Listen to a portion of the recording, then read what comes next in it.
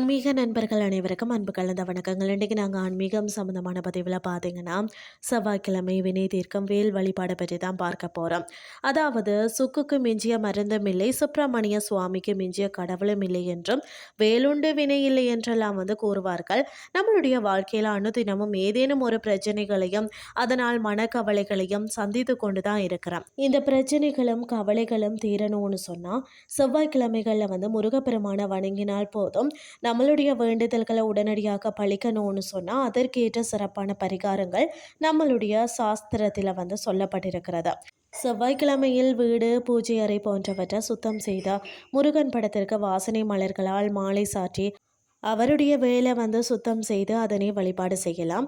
உங்களுடைய நீண்ட நாள் வேண்டுதல்களை நிறைவேறாமல் இருக்கிறதுன்னு சொன்னால் இறைவனை நினைத்து இந்த வழிபாட்டை நீங்கள் நம்பிக்கையோடு செய்து பாருங்களேன். நிச்சயம் நல்ல பலனை பெற முடியும். அது மட்டும் இல்லாமல் முருகப்பெருமானை நினைத்து பக்தியோடு வணங்கி வந்தால் நம்மளுடைய நியாயமான ஆசைகளை அவர் நிறைவேற்றுவார்.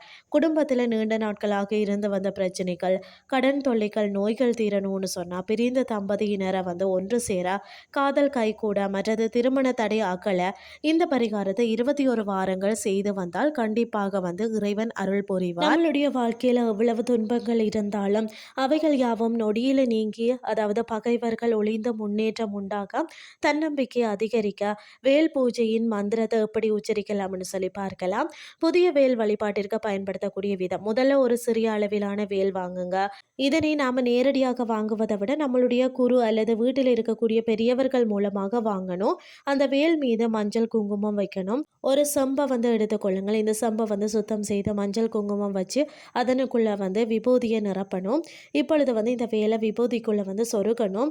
அதற்கு பிறகு பூக்களை வேல் மீது சுற்றி அலங்காரம் செய்யணும். அதற்கு பிறகு பார்த்தீங்கன்னா உதிரி பூக்களை எடுத்து ஓம் முருகா அப்படின்னு சொல்லி கூறி பூக்களை வச்சு அர்ச்சனை செய்யணும். இப்படி 108 முறை அர்ச்சனை செய்யணும். பிறகு நீங்கள் தீப தூப ஆராதனைகள் எல்லாம் காண்பிச்சுட்டு நான் சொல்லக்கூடிய இந்த மந்திரத்தை உச்சரிக்கணும். இப்படி உச்சரித்து வந்தாலே வாழ்க்கையில் இருக்கக்கூடிய தீராத துன்பங்களும் ஒன்றுமே இல்லாமல் போய்விடும்.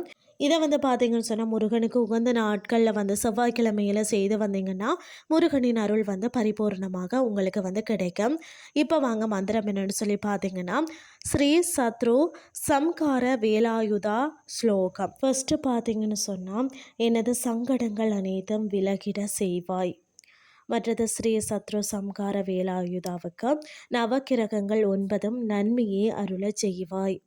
சகல விதமான தோஷங்களும் என்னை விட்டு போகட்டும். எல்லா விதமான வருத்தங்களும் என்னை விட்டு அகல வேண்டும். தூக்கங்களிலிருந்து நிவாரணம் எனக்கு கிடைக்கட்டும். என்னுடைய தாபங்கள் தீர்ந்துவிட அருள்வாய். ஸ்ரீ சத்ரு சம்கார வேலாயுதா, அதாவது பாவங்கள் என்னிடம் நெருங்காமல் போகட்டும். என்னை வாட்டுகிற நோய்கள் உடலை விட்டு ஓடிவிடட்டும். எதிரிகள் என்னை விட்டு விலகி போவார்களாக. உடல் சார்ந்த நோய்கள் தீர்ந்து போகட்டும். என்னை சுற்றுகிற பீடைகள் மறைந்து விடட்டும். எனக்கு பயம் என்பதே இல்லாமல் போக வேண்டும். இதுதான் ஸ்ரீ சத்ரு சம்கார வேலாயுதா மந்திரத்தின் இருக்கக்கூடிய அர்த்தங்கள். இந்த ஸ்லோகத்தை பார்த்தீங்கன்னா தொடர்ந்து 9 செவ்வாய்க்கிழமைகள் தோறும் சொல்லிட்டு வழிபாடு செய்து வந்தீங்கன்னா வேலாயுதத்தின் சக்தியால் நம்மளை சுற்றி இருக்கக்கூடிய அத்தனை பிரச்சனைகளும் நீங்கி நமக்கு ஒரு நல்ல பாதை பிறக்கும். இன்றைய ஆன்மீகம் சார்ந்த பதிவு உங்களுக்கு பிரயோசனமாக அமைஞ்சிருக்கும்னு சொல்லி நானும் நம்புகிறேன். இதே மாதிரி மற்றும் ஒரு ஆன்மீகம் சார்ந்த பதிவோடு உங்களை சந்திக்கிறேன். நன்றி.